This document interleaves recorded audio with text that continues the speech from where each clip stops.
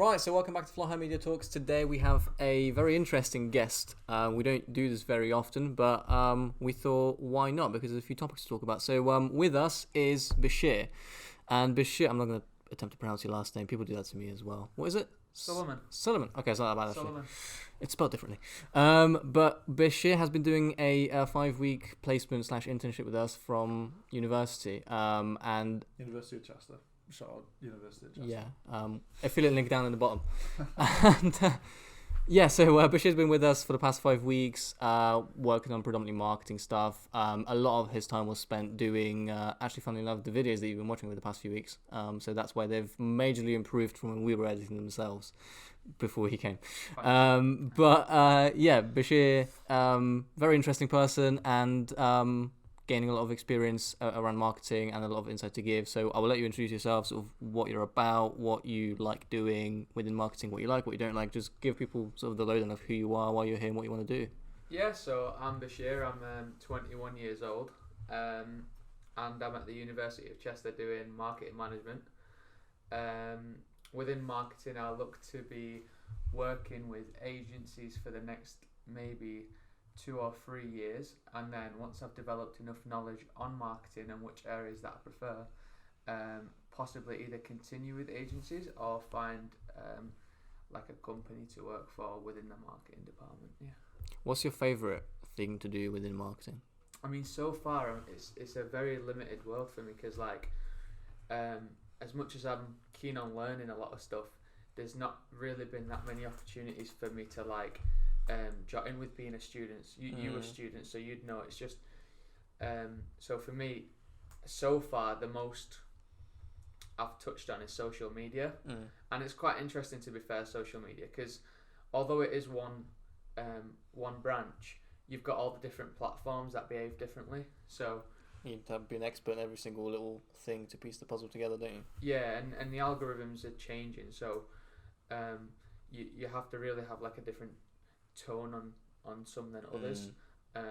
So yeah, just like, even though so far I'm still like a baby, but like when I he says a year younger than me. Yeah, literally but as a student, you know, like with it being a lot of theory and stuff,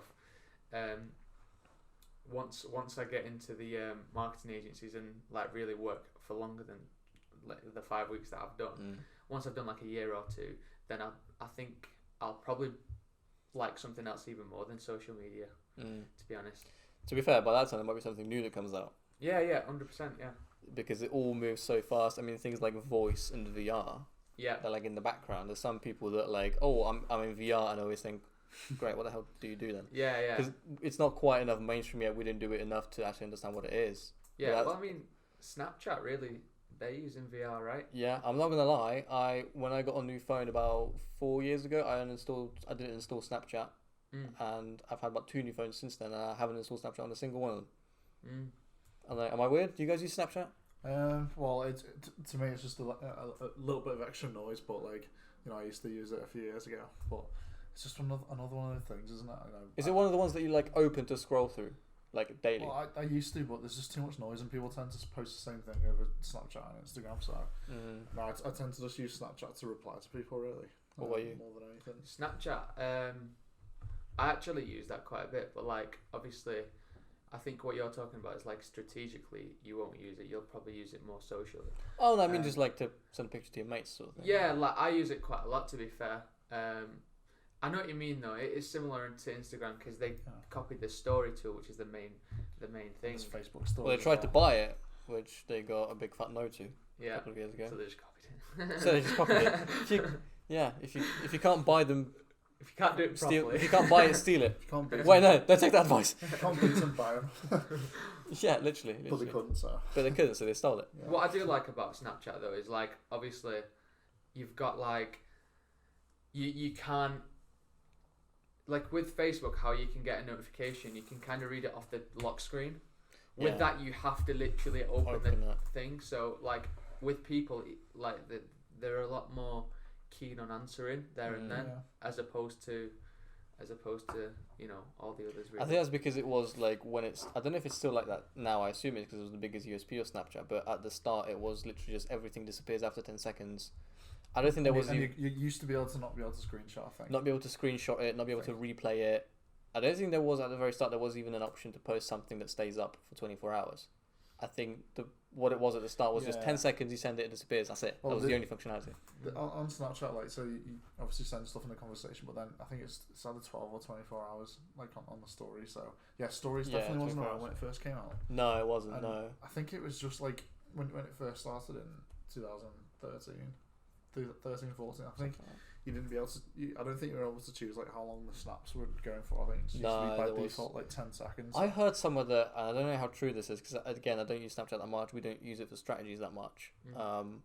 But I heard somewhere that Snapchat was when it first released, it was used for parents to be able to track where their kids are. We'll get on to tracking in a minute.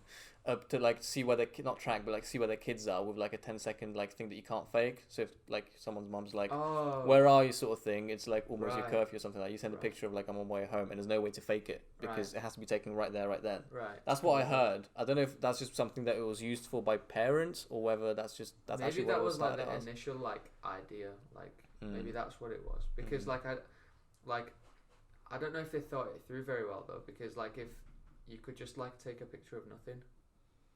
I mean, yeah. I mean, there's definitely ways around it. Yeah, there's definitely ways around it. But yeah. Well, on Snapchat, like the snap maps and stuff. That's really cool, isn't That's it? what I was going. Well, it's cool, but it's creepy at the same time. Do you know how many people got creepy, stalked? Do you know how many 14-year-old girls got stalked home because of that? Man, I don't know.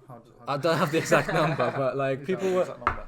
No, but like there was a lot of like articles that I saw when that came out of like parents being outraged that like they can have like articles, yeah. Yeah, their kids can be like showing on the map exactly where they are. I think it's their responsibility and their job to make 100%. At that age, you know, like if you're 14, your parents should be like checking up on that kind of thing. You know, especially for you know, you should give them some sort of freedom. But like when it comes to geo tracking down to like the like track by meters, you know, it should be really carefully monitored, shouldn't it? Yeah, I mean, I'm gonna say a lot of people got caught cheating with that feature.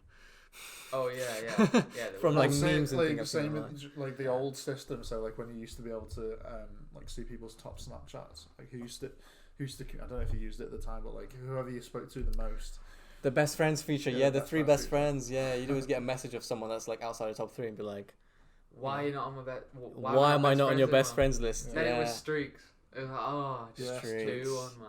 I had one like through the half of uni, half of like the first year of uni. The main thing I remember from Snapchat was just like people taking a picture of their face at like 10:30, being like doing lifts.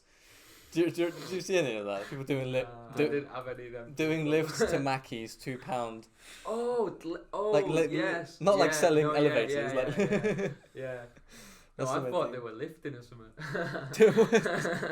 To be fair, that's what it is these days, isn't it? But okay, interesting topic, Snapchat. What's your favourite social media platform?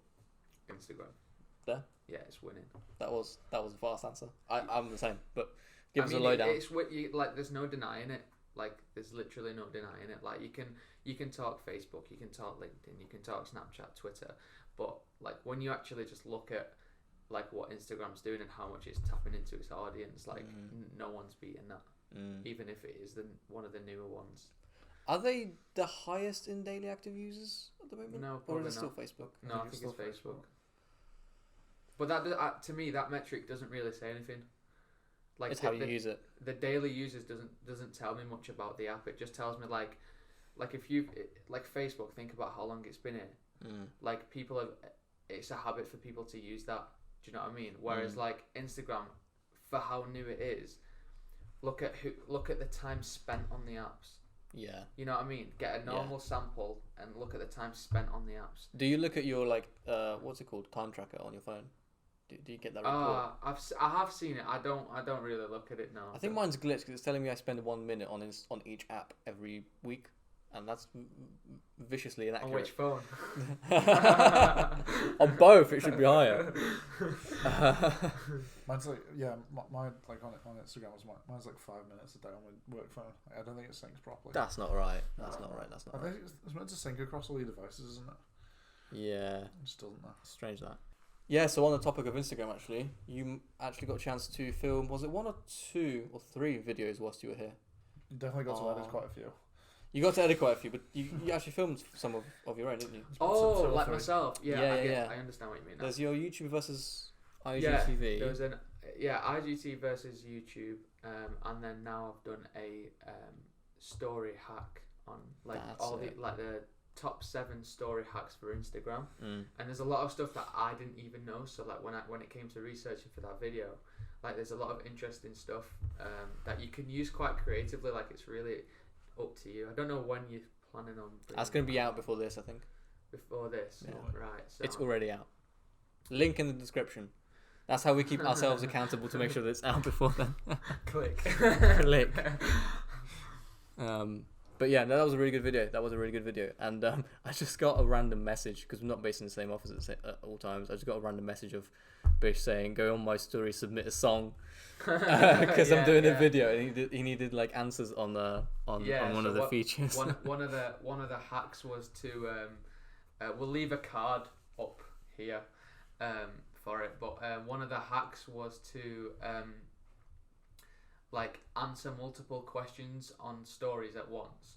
And basically what you had to do was, once like let's say 4 people sent you their answers from the questions tool on the stories, what you'd do is you'd answer one, then you'd screenshot, and then answer the next and use the screenshot as the image. Yeah. Now the advantage of it is if you're one of them people that's getting a lot of questions, then you're getting through them quite quickly. The disadvantage of it is that it won't notify everyone. It'll only notify the most recent person that you've just answered. Interesting. I think that's not something Instagram tells you, though. You just have to sort of figure that out by yourself. So if you put 4 answers on there, will only notify the last one that you pop in? Yeah, because all the other ones would have been screenshots, not actual responses. So sneaky, but very sneaky. But chances are playing on algorithms. Chances are if somebody submitted an answer, whatever you post next, you're going to rank quite high up. Yeah. Unless it's someone you've never engaged with ever in your life before. I think, to be fair, I think even then, because that is a meaningful engagement. That's not just watching the full length of a story. That's like a meaningful, like, okay, I'm going to interact with you. Yeah. Well, you didn't like my song submission anyway, so we'll brush past that. What was it? KSI, was it? I was Pull Up with Jamie. That's a good song, actually. We'll get on that another time. Anything else you wanna mention? What's been your Actually, I want to ask you one thing, because I always try to gauge everyone's opinion on this. You're at uni. You're doing marketing. Here we go. And see, this is where this is going. We're just gonna leave a card up here. It's another podcast where he just rips uni, basically. I don't rip uni. Like, if I hadn't gone to uni, I would not have been here. But not for the reasons that you go to uni. Yeah, exactly. Yeah. If I hadn't gone to uni, I wouldn't have been here, because I wouldn't have started my own business, and it wouldn't have given me the freedom and stuff. But the actual degree part of it isn't as useful for me anyway as it would have been. I don't want to speak for you, but I know you have some views on that as well. For you, you're at uni and you're doing your own things outside of it, in terms of like having the initiative to come here for 5 weeks. You're doing your own research and learning stuff on the side as well. You've started your own little clothing line as well, which you're hustling really hard for with photography and social media and things like that. You're learning things there. Most people don't do that. Most people go into uni, they pay the debt, and they think they're entitled to a job like 10 minutes after their graduation pictures are taken. Like, they're going to get a contract and sign it. What are your thoughts on going to uni for something like marketing, but then there being so much practical advice and things you can do outside of not having to pay £9,250 a year? Yeah. I think it's somewhat unrealistic to think that someone is going to avoid uni, because like from a very, very young age, I feel like that's all you know. Like, your parents, for a start, I'm talking for my generation, but our parents, like, that was the route. There wasn't an alternative. Like, they didn't have no internet and stuff like that. So when they were doing what they were doing, that was their route.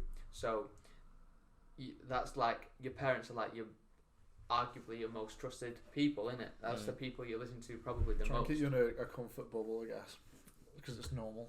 Yeah, well, it's not just normal. It's like, it's what's right for them. Yeah. Like, for them, that's how they got to where they got to. So they want us to do the same thing, and that's fair enough. But here's where the twist comes in. You've also got schools that will build you up with that thought, of you go from school, high school, college, uni. And they push that, and you've got two entities which are supposed to be like your most trustworthy entities pushing that thought process. Yeah. So I think once you guys get to uni, if you've got a younger audience out there, potentially, if you are going to go to uni, you're going to soon realise, like, if you're doing maths or law or something like very core based, then it's still probably the route. Right? Oh yeah, no, I mentioned that. Like, I wouldn't trust a brain surgeon that's not a brain surgeon. Exactly. But you know what I mean? If you're doing anything in a fast moving industry or a dynamic industry or a practical industry, then you're going to soon find out that what you're learning will just become a memory test at that point at uni. Mm-hmm. So what you need to do is you need to have like a sidekick. Yeah. Like, just add to your skill set. Like, you can do anything. Like, with the internet now, you can literally do anything. Like, before, I would have never been able to do no clothing line because I would have had to have a shop. Where am I going to get a shop from? Now it doesn't need to be a shop. You don't even need a website to very, very, very begin with. I mean, you should definitely get a website. You can start at zero. Exactly, that's my point. My point is, before you couldn't really start at zero as easily. Now you've got all this opportunity and all this free information and stuff. So I mean, if you're clever enough to suss out that uni is not gonna sort everything out for you, and you go down a practical route, then I applaud you. But if you don't worry. It's still a lot of knowledge that you're gonna get from uni. Still gonna learn a lot of things about yourself, and if you can do something on the side, then you're pretty set. Yeah. That's my point with like what you said about your parents and like sort of showing you that school system because that's what's normal. That's the way they got the success back in the day. Yeah. And my point was is yes, great, but they did it in the 70s. And then on to your point of like you couldn't 100%. If you wanted the clothing line in the 70s, you needed to open up a shop 100%. Downtown. That's the problem though. The problem is that and we all do it in many ways. We see one thing that worked for us, and we think A, that'll work again, and B, that's the only way it works. And that's just what we all do. Like, a lot of people, they're just not up to date, and they're not open-minded enough to like be flexible around that. You know what I mean? Like, if you can be flexible and you can open your mind. Like, when I first told my parents, like, I'm taking a gap year and I'm going to try an apprenticeship route, their response was like, and I was like expecting that and allowing that because I know how their brain's looking at it. But like now, if you go and ask them, like, they'll be like, well, not even now, but like literally as like a week from then, once I explained everything for them, like they were like really pleased with what my decision was. Like, and to this day, like, if I hadn't have done that gap year, I'd have been at uni doing business economics, not marketing management. Whew. I'd have been at a different. I'd have probably been a dropout too, because like I was just not interested in no economics. Like, that's not me. But like, why did that thought come in your head in the first place? I went the gap year thought. No, the economics. Why did you choose economics? Not here. Right. This is again like down to schools and stuff, right? Yeah. So in school you have literally no taste in anything. Like, you only get given the core subjects, and like I'd done business for 4 years at that point, and I hadn't even touched marketing like that. And marketing, arguably now, marketing is like the biggest part of business. To be fair. So in terms of uni, because I've been there in that class full of people, basically going for the same job at the end of that degree. Yeah. What do you reckon differentiates people from? Because let's not lie, there's people like you that like take the initiative and stuff, and then there's definitely people at the other end of the spectrum, like I mentioned, that like just go in there and feel a bit entitled. Yeah. What's the difference between those two? Why they're so different, and what does the future hold for like the two different people on the two different ends? Yeah, I think the two people, the difference is like one is living a little bit more like in a reality world, and the other one has just been passed down inaccurate information. Yeah, I agree. It's not like you said. It's not one's stupid and one's not. It's No. just a matter of like one person has believed information that was passed down to them. One of them was a little bit skeptical of it, so testing it, you know, seeing what's this and what's that. So, and the future will just be a matter of one will be a few years ahead of the other one. Yeah. And that's just the importance. Like that's how like powerful like sending wrong information is. Yeah. Like if you've been given the wrong information, like, and you've held on to that, that could set you back years. That's crazy. I think the biggest testament to that is, and I mentioned on another podcast before, and I still can't remember what company it is. I think it's either like Apple or Microsoft or IBM. Yeah, Apple, They Google. completely They completely scrapped the need for degrees if you're applying for a job with them. Like the creative ones, yeah. For the creative ones, yeah, I think management and upper management stuff like that, that's still there. But for creatives and things like that, they've scrapped the need for you to have a degree, because they know that these days there's so many resources out there that you can get and you can be a part of and get the exact same skills, if not better, because the more up to date than you would from uni. Like the textbooks and things. This is the exact quote that I said in another podcast about this. The textbooks and resources they have at uni for things like marketing and web development and whatnot are out of date before they go to print. Like they are. Because it takes long, doesn't it? Because it takes long for like the professors and everybody to get accustomed to it, to test it, and then to feed it back. By that time, like Facebook's changed their algorithms 3 times already. Like how can they keep up? And I'm not blaming them for it, because it's difficult. Like we find it like we have to stay on top of it to tell clients what to do. But how are universities, because that has to go get approved through boards and educational like institutions and stuff like that, what you teach them. I don't blame them for not being able to keep up with it, because it's so fast We've moving. literally never hired anyone based on a CV, have we? Like it's been based on like referral, like past work or things like that, or just like getting to know people, and like, you know, if you know someone that's, you know, got a good understanding of the industry. So, you know, that's why experience is so important, isn't it? And, you know, especially if you're a student, or, you know, if you're a parent watching this, then you should encourage that your son or daughter to go out and have initiative to get experience. That's probably like that's what we look for the most. We receive so many emails from people that are like copywriters or freelance videographers. There's quite a lot of them saying, you know, I want to do some work for an agency. Here's my CV. And we always reply with, great, not going to open the CV. Send me your footage reel. Send me your video work. Send me a piece of copywriting you've written. I don't need to know what you got in RE in year 8. I need to know what you made last week, you know? Like this sort of stuff. Like, you know how important it was back in the day to like have the GCSEs and put them on your thingy? Well, that's what I was... That means nothing now. Like, yeah, that means nothing now. That's what I said to one of my friends at uni. I was saying to him, like, because he was basically doing a 3-year course whereby he just does the year 1, 2, and 3, and then, you know, graduation. And I would do in the 4 with a year placement in between the second and third year. And I was saying to him, like, in year 1, I was like, yo, you understand what you're doing to yourself by doing that? And he was like, nah, what I'm gonna finish a year early, and then I'm gonna go and I'm gonna get into a job a year early and start earning early. And I was like, no, see, what you're missing is, like, 10, 15 years ago, having a degree was an almost like something to set you apart. So now everyone's got one. If you finish your degree, you're bang on average.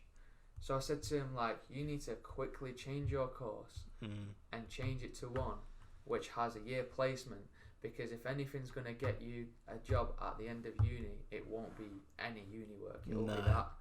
And then he literally went and changed it, like, and a few others as well. I had the same conversation. Are you saying you've saved a life? I've saved many lives.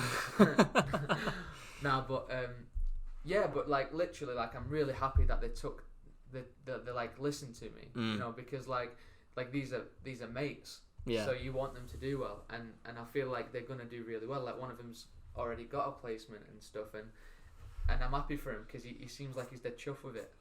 No, it's exactly as you described. Degrees used to be something that set you apart from the competition. Now everybody in their nan's got one. Yeah.